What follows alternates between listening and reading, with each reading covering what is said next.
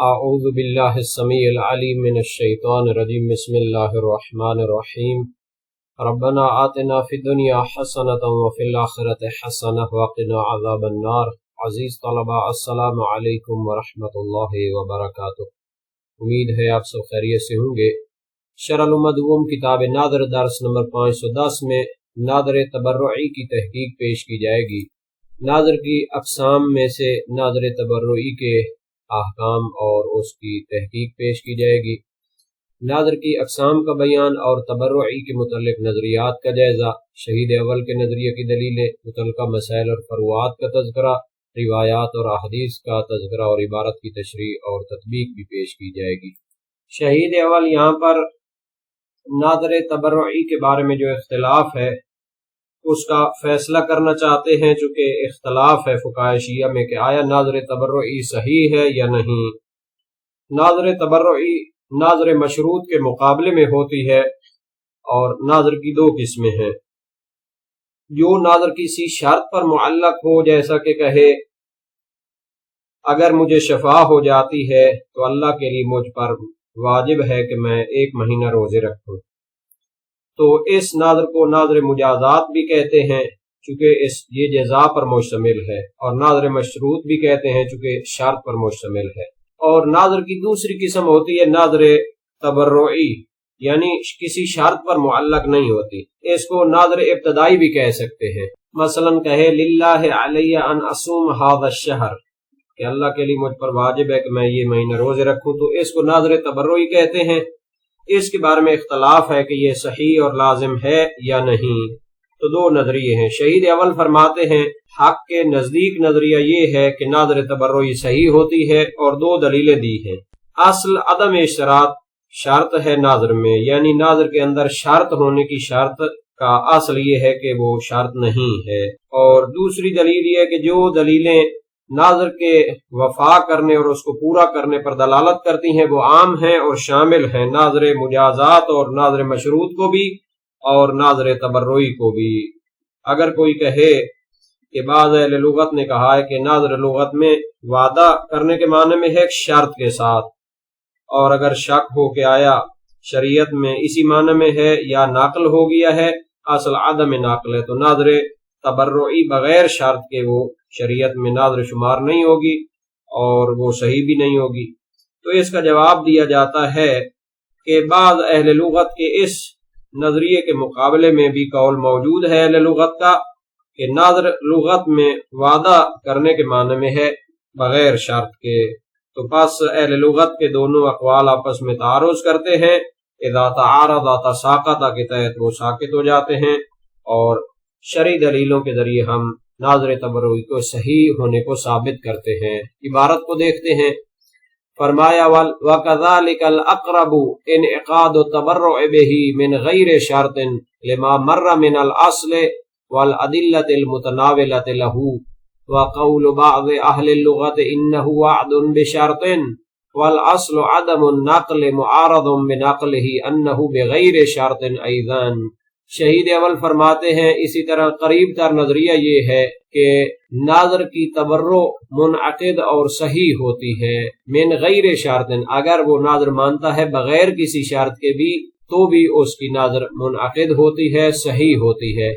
لما مر من الاصل، چونکہ پہلے گزر چکا ہے، پہلی دلیل ہو گئی کہ اصل عدم اشتراط ہے، ناظر کے اندر شرط کے ساتھ اس کا مشروط ہونا اس کی اصل عدم ہے۔ والادلۃ المتناولۃ لہ، اور دوسری دلیل یہ ہے کہ جو دلیلیں ناظر کو وفا کرنے پر دلالت کرتی ہیں وہ عام ہیں اور ناظر مجازات و مشروط اور ناظر تبرعی کو بھی شامل ہے۔ وقول بعض اہل اللغہ، اور بعض اہل لغت کا نظریہ ہے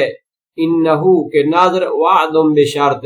یہ شرط کے ساتھ وعدہ کرنا ہوتا ہے۔ والاصل عدم النقل، اور اصل یہ ہے کہ شریعت میں اس معنی سے نقل نہیں ہوا، ناظر کا کوئی خاص معنی پیدا نہیں کیا گیا، اسی لغوی معنی میں استعمال ہوا ہے۔ تو ناظر شرط کے ساتھ ہو تو وہ صحیح ہوگی، اگر شرط کے بغیر تو وہ صحیح نہیں ہوگی۔ والاصل عدم النقل معارض بنقلہ، تو فرماتے ہیں اس کے مقابلے میں ایک جو ہے قول موجود ہے بنقلہ انہ بغیر شرط، کہ اہل لغت سے منقول ہے بعض فرماتے ہیں کہ یہ وعد بغیر شرط ایضاً، کہ یہ شرط کے بغیر بھی اگر ہو تو وہ نظر ہوتی ہے اور وہ صحیح ہوگی شریعت کے لحاظ سے، چونکہ اہل لغت کا قول آپس میں ٹکرا رہا ہے، کچھ کہتے ہیں وعد بشرط، کچھ کہتے ہیں وعد بغیر شرط۔ تو اصل یہ ہے کہ جو دلیلیں شہید اول کے نظریہ کے لیے دی گئی ہیں ان سے اس کا صحیح ہونا ثابت ہوتا ہے۔ وَتَوَقَّفَ الْمُصَنِّفُ فِي الدُّرُوسِ وَالصِّحَّةُ أَقْوَى، شہید ثانی فرماتے ہیں شہید اول نے دروس شرعیہ میں توقف فرمایا ہے اور صحیح ہونے کا نظریہ یہ قوی تر ہے، یعنی ناظر تبرعی صحیح ہوتی ہے۔ وَلَا بُدَّ مِن كَوْنِ الْجَزَاءِ طَاعَةً إِن كَانَ نَاظِرَ مُجَازَاتٍ بِأَن يَجْعَلَهُ أَحَدَ الْعِبَادَاتِ الْمَعْلُومَةِ فَلَوْ كَانَ مَرْجُوحًا أَوْ مُبَاحًا لَمْ يَنْعَقِدْ۔ اس عبارت میں شہید نے ناظر مشروط کی شرائط کی طرف اشارہ کیا ہے۔ اس کی پہلی شرط یہ ہے ناظر مشروط میں کہ جسے ناظر مجازات بھی کہتے ہیں کہ جزا فقط اطاعت ہونی چاہیے، مامور بے ہو، یعنی عبادات میں سے ہو جو شریعت میں معلوم ہے، جیسے واجب ہو یا کوئی مستحب ہو۔ اس بنیاد پر اگر جزا امر مرجو ہو یعنی حرام یا مکروہ کو جزا قرار دے یا کسی مباح کام کو جزا قرار دے، چاہے مباح راجح ہو چاہے متساوی طرفین ہو، تو ناظر صحیح نہیں ہوگی۔ اس کی دلیل وہ روایت ہے جو امام صادق علیہ السلام سے منقول ہے، فرمایا ناظر منعقد نہیں ہوتی مگر یہ کہ عبادات میں سے کوئی ایک ہو، اس کو خدا کے لیے قرار دے، مثلا روزہ یا صدقہ یا قربانی یا حج۔ شہید ثانی اس دلیل میں اشکال فرماتے ہیں کہ اس روایت سے استدلال نہیں ہو سکتا ناظر مشروط کی جزا میں اطاعت اور عبادت کو شرط قرار دینے کے لیے، چونکہ اس روایت کا شمول جو ہے وہ ناظر مشروط کو بھی ہے، ناظر تبرعی کو بھی یہ شامل ہے۔ تو اگر اطاعت ہونے کی شرط ہے تو پھر وہ ناظر تبرعی میں بھی شرط ہونی چاہیے، حالانکہ مصنف اس کے قائل نہیں ہیں، بلکہ ناظر تبرعی میں مباح راجح کو بھی جائز قرار دیتے ہیں۔ اکثر فقہا نے بھی مطلقاً کہا ہے کہ منظور اطاعت ہونی چاہیے اور اس کو یہ شرط نہیں کی کہ یہ شرط فقط ناظر مشروط میں ہے، پس اطلاق ان کی عبارت کا وہ ناظر تبرعی کو بھی شامل ہے، پس شہید اول کو بھی۔ تو فرمایا وَلَا بُدَّ مِن كَوْنِ الْجَزَاءِ طَاعَةً، ضروری ہے کہ جزا ناظر مشروط میں اطاعت ہونی چاہیے، عبادت ہونی چاہیے۔ ان کان ناظر مجازات، اگر ناظر مجازات اور ناظر مشروط ہو، بِأَن يَجْعَلَهُ أَحَدَ الْعِبَادَاتِ الْمَعْلُومَةِ، یعنی جزا عبادات معلومہ میں سے ایک ہونی چاہیے۔ فَلَوْ كَانَ مَرْجُوحًا، اگر جزا امر مرجوح ہو، حرام یا مکروہ ہو، او مباحًا یا مباح ہو، چاہے راجح یا متساوی طرفین، لم ينعقد، تو وہ ناظر منعقد نہیں ہوگی۔ یہ قول صادق علیہ السلام فی خبر ابی الصباح الکنانی لیس النظر بشیء حتی یسمی شیئا للہ صیاما او صدقتا او ہادیا او حجا، چونکہ امام صادق علیہ السلام کا فرمان ہے، ابو صباح کنانی کی روایت میں فرمایا لیس النظر بشیء، کہ ناظر منعقد نہیں ہوتی، حتی یسمی شیئا للہ، حتیٰ کہ اللہ تعالیٰ کے لیے معین کرے، صیاما روزے کو یا صدقہ کو یا قربانی کو یا حج کو۔ الا ان هذا الخبر يشمل المتبرع به من غیر شرط، شہید ثانی اس استدلال پر اشکال فرماتے ہیں، فرمایا مگر یہ روایت شامل ہے ناظر تبرعی کو کہ جو بغیر شرط کے ہو، من غیر شرط، تو اس میں تو عبادت ہونے کی شرط نہیں ہوتی۔ والمصنف لا یقول به، جبکہ شہید اول اس کے قائل نہیں ہے، یعنی ناظر تبرعی میں عبادت کو لازم قرار نہیں دیتے۔ وَأَطْلَقَ الْأَكْثَرُ اشْتِرَاطَ قَوْلِهِ طَاعَةً، جبکہ اکثر فقہاء شیعہ نے بطور مطلق فرمایا ہے کہ منظور جس چیز کی ناظر مانی جاتی ہے وہ اطاعت ہونی چاہیے، اور اس کو پھر قید نہیں کیا کہ وہ ناظر مشروط میں ہو یا ناظر تبرعی میں ہو۔ وفی الدروس استقرب فی الشرط والجزاء جواز تعلقهما بالمباح، جبکہ شہید اول اپنی کتاب دروس شرعیہ میں نزدیک تر قرار دیتے ہیں شرط اور جزا میں کہ یہ دونوں متعلق ہو سکتی ہیں مباح کے ساتھ، یعنی شرط اور جزا متساوی طرفین ہو تو کوئی حرج نہیں فرماتے ہیں، دین کے لحاظ سے یا دنیا کے لحاظ سے۔ محتجم بالخبر السابق، اور وہاں پر اسی روایت سے استفادہ کرتے ہیں فی بیع الجاریہ، جو کنیز کو فروخت کرنے کے بارے میں ہے، والبیع مباح، اور یہ جو خرید و فروخت ہوتی ہے یہ ایک امر مباح ہوتا ہے، الا ان یقترن بعوارض مرجحۃ، مگر یہ کہ وہ ایسے خارجی عوامل کے ساتھ ملا ہوا ہو جو ایک طرف کو ترجیح دیتے ہیں، یعنی اس کی فعل یا ترک کو ترجیح دیتے ہیں۔ تو اس درس میں ناظر تبرعی کے بارے میں گفتگو ہوئی اور ناظر مشروط کی ایک شرط کے بارے میں بھی بحث ہوئی۔ تو ابتدا میں ناظر تبرعی کے بارے میں جو بحث ہے تو اس کا خلاصہ یہ ہے کہ ناظر کی دو قسمیں ہیں، ایک جو معلق ہوتی ہے شرط پر اور ایک ہوتی ہے تبرعی۔ جو شرط پر معلق ہوتی ہے کبھی وہ کسی نعمت کے شکریہ کے لیے ہوتی ہے، جیسے کہے ان اعطیت ولدن او مالن او قادم المسافر او عافانی اللہ فللہ علی قضا، اگر مجھے بیٹا ملے یا مال ملے یا مسافر آ جائے یا اللہ تعالیٰ مجھے شفا دے تو اللہ کے لیے میں یہ کام کروں گا۔ کبھی وہ کسی مصیبت کے دور ہونے کے شکریہ کے طور پر ہوتی ہے، جیسے کہے ان بارئ المریض او تختان المکروہ فللہ علی قضا، اگر مریض شفا یاب ہو جاتا ہے یا مصیبت ٹل جاتی ہے تو اللہ کے لیے مجھ پر یہ ہے۔ تو ناظر کی اس قسم کو جب وہ شکریہ کے لیے ہوتی ہے ناظر مجازات کہتے ہیں، اور معلق کبھی وہ